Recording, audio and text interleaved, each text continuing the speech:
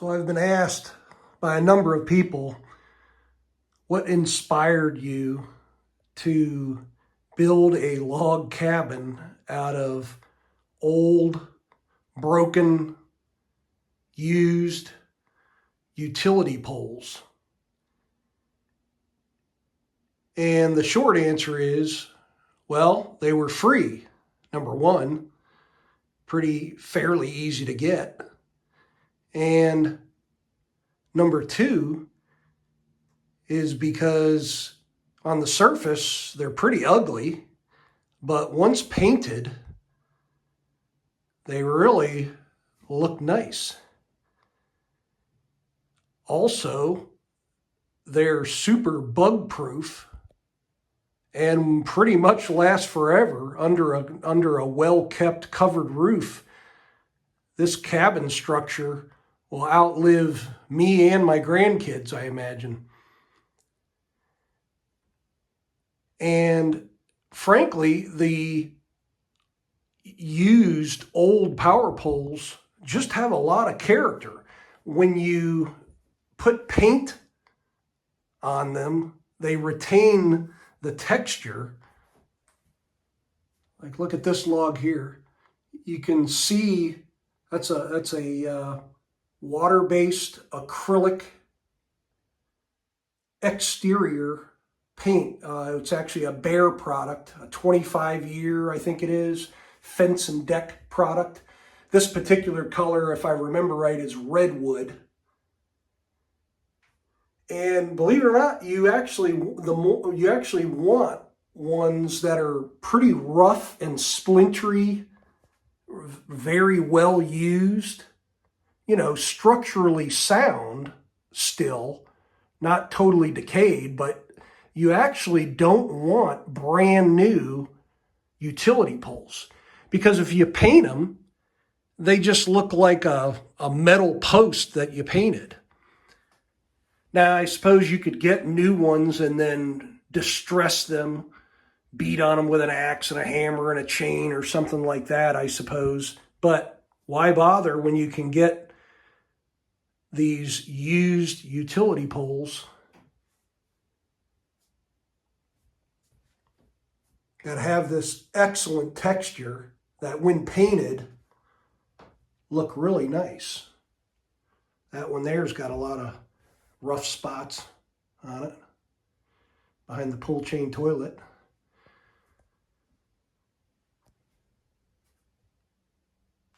This log here. So again, you put that paint on and it still looks like wood because it was so rough to begin with. You're just coloring it and sealing it, essentially. Remember, these are CCA, copper chromium arsenic treated, the green type power poles. It's not creosote. It's not the black, dark brown creosote type.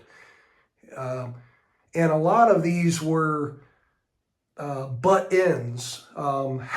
Some of these, I'd say half of them, lived most of their life in the ground. There was the portion of the power pole that was actually down in the ground. Show you some of these lower level ones and the texture that when painted still looks nice.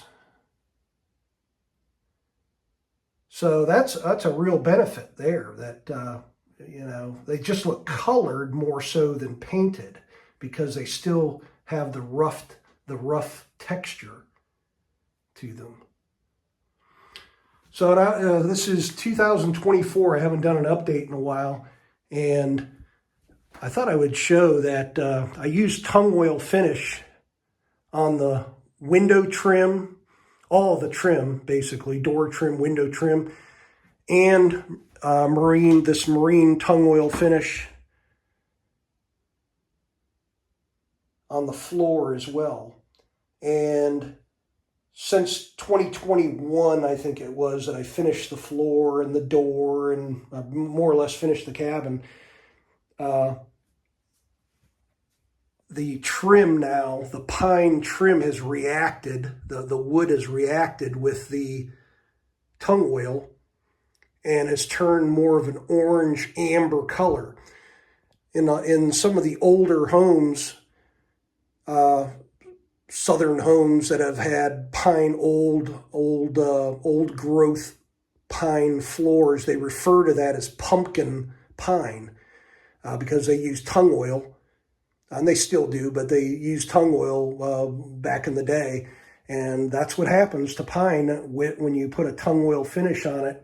Initially, it looks a bit yellow, but it turns more of an orange amber color over time. And that's what I was going for, why I kind of went with this orangish tone on the logs, because it kind of, you notice it kind of picks up. I'll zoom in closer here. Some of this, the orange streaks, grain that runs through the wood kind of matches that really well. And even more so now that it's aged some. So,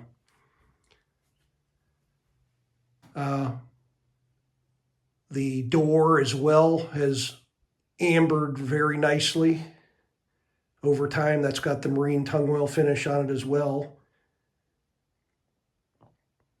And that was heartwood from utility poles that I milled with my chainsaw.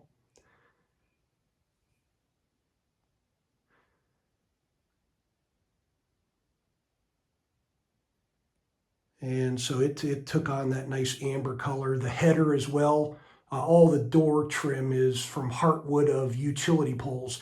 That green CCA, it's the copper metal that's in the CCA treated wood that gives it that green tint. And a lot of that green color kind of leaches out. And frankly, it never really penetrates deep into the heart of the poles. It's really in the outer sapwood. So if you mill out the heartwood of the power poles, you get this really heavy sapwood, amber, dense amber wood. It's in the heart of the poles. And in part, that's because the poles spend most of their life in the ground upright. And after years and years of seasons, all the sap drops into the butt ends that are down in the ground. And that's why they're so darn heavy. These power poles just weigh a ton. And it's largely because all the sap has dropped down into the butt ends of the logs. And it's mostly the larger diameter lower ends of these broken utility poles that I use to build this structure. So once milled out, they're just really beautiful. The heartwood, it's just more of a darker amber color than what you would get out of a fresh pine tree that you would mill.